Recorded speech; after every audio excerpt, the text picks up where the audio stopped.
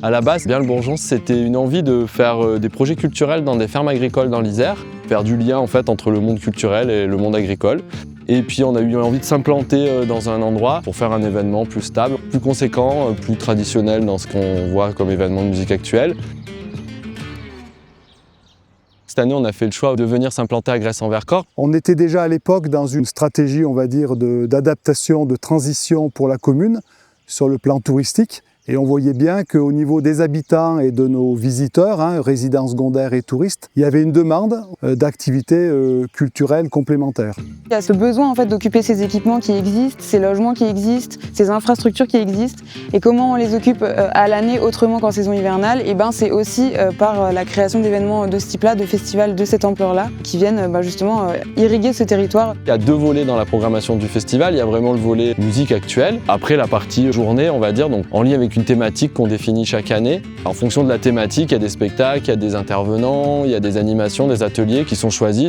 Je m'appelle Cédric Gavaudan, je représente la mairie et le point info touristique. Moi je m'appelle Thomas et je fais partie de l'association 2 kilos de culture. Moi je suis Intima Camp, je suis une drag queen mi-bourgeoise, mi-bourdieu et donc je suis à Bien-le-Bourgeon pour un atelier que nous faisons avec Attaque autour des chiffres dans les médias, mais également autour des moyennes, des graphiques et des choses comme ça. L'endroit est très chouette, l'ambiance est très agréable.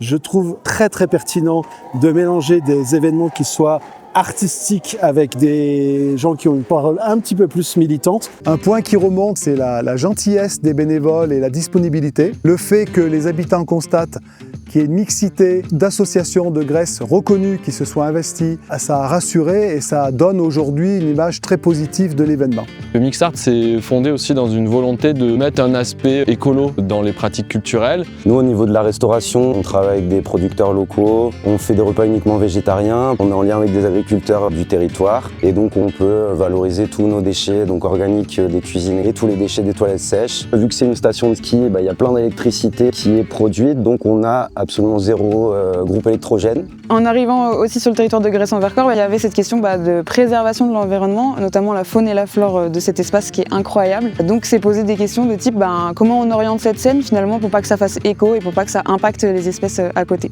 Toutes ces initiatives éco-responsables, on essaie de les accompagner au mieux pour que le public déjà il les comprenne et qu'il en prenne conscience aussi des efforts qu'on essaie de mettre en place. C'est vraiment un travail de communication au quotidien, comment on le présente, comment on en parle, comment on briefe aussi les équipes qui vont être amenées à en parler aux gens. On aimerait bien être en mesure de faire des bilans, des mesures d'impact environnemental. Notre objectif, c'est vraiment d'arriver à mettre en place des solutions, trouver des financements pour réaliser ce travail. C'est vraiment notre ambition pour les prochaines éditions de montrer que toutes ces actions, en fait, elles ont un sens, elles ont un résultat pour les événements, pour le territoire. J'espère que le décor, ce qu'ils ont découvert pendant ces 3 jours, l'accueil par les habitants, leur donnera envie de revenir. Ils sont les bienvenus.